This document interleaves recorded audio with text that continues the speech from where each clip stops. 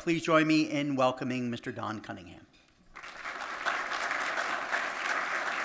We are facing, believe it or not, we are facing a crisis across the country in a shortage of workers with the skills needed for where industry and technology has evolved to. And I'll give you a couple of real-life examples here in the Lehigh Valley. You are all familiar with what has taken place in terms of the large boom of industrial development in the Lehigh Valley, driven in large part by e-commerce, driven in large part by most consumers now enjoying the convenience of ordering goods online. Those goods don't magically appear at our doorstep. It takes a whole back economy to deliver those goods to you. And that's a very labor-intensive process right now. So we are somewhat of an inland empire of the East Coast of the Port of New York in terms of delivering those goods to the East Coast consumer market. About 40% of the consumers in the United States lives within about an 8-hour truck drive of the Lehigh Valley. So put a pin on the map at the Lehigh Valley. 8 hours north, you're north of Boston. 8 hours south, you're south of Richmond. 8 hours west, you're out into Ohio and the Great Lakes, which is really the reason we've had this emergence of industrial growth. Well, recently, we have had several prospects looking at the Lehigh Valley that in one case turned away from us because they wanted 1,500 workers. This was a UK, British company, retailer, that wanted to set up its U.S. hub on the East Coast of the United States. They were looking at 4 or 5 states. We competed, became a finalist. We were a finalist with the Atlanta, Georgia area, and ended up losing the prospect because of concerns about whether the region could fuel the workforce needs of the company. Now, most of the workforce needs in this sector of industrial falls into the category of what the federal government would identify as non-skilled or low-skilled, meaning high school diploma or less.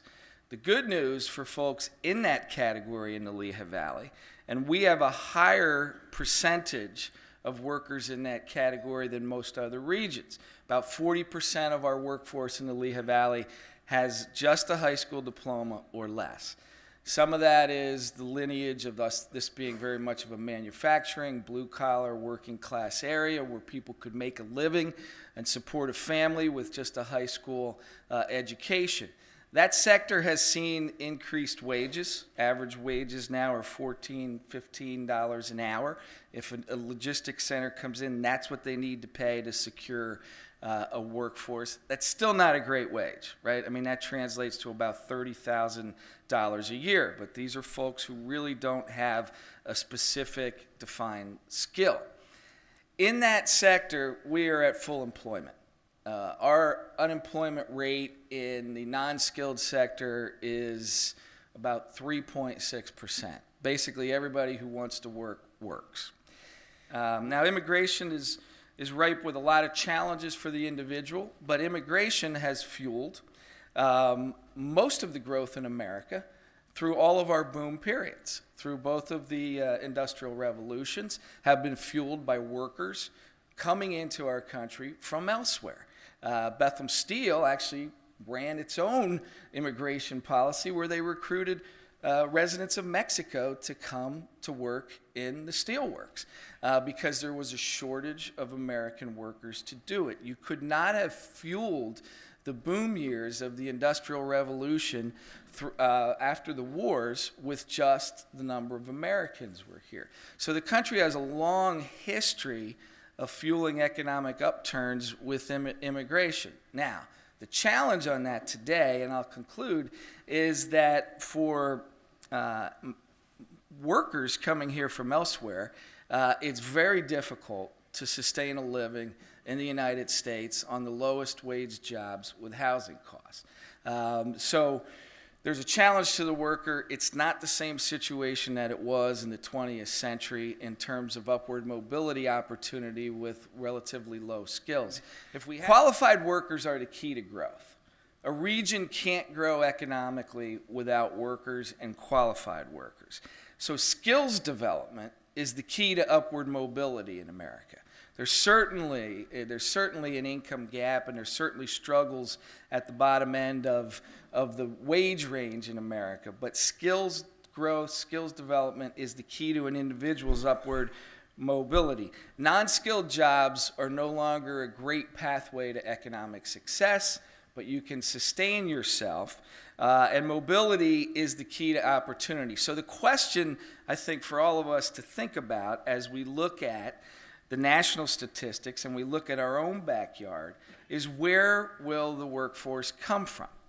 There's really you can't just make more people. Well, we know how you make more people, but you can't do it quickly. Sorry, Father.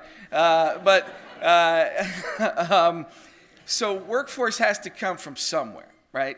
Now, President Trump talked throughout the campaign, and I had a lot of broad appeal about appealing to every village and hamlet in America and saying, we're going to bring manufacturing back.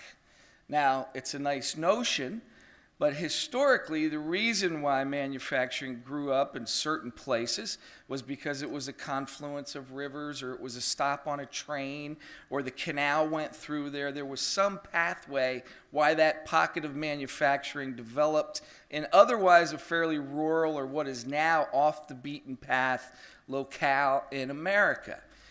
The chances of manufacturers, business owners, capital finding its way back, no matter what amount of protectionism is put in place, no matter what amount of subsidies are rolled out by a federal government or a state government, finding their way back to historically old regions is pretty much unrealistic, right? Now, I've done politics, so I know there's a difference between political rhetoric and government reality, and we all kind of give a pass about that.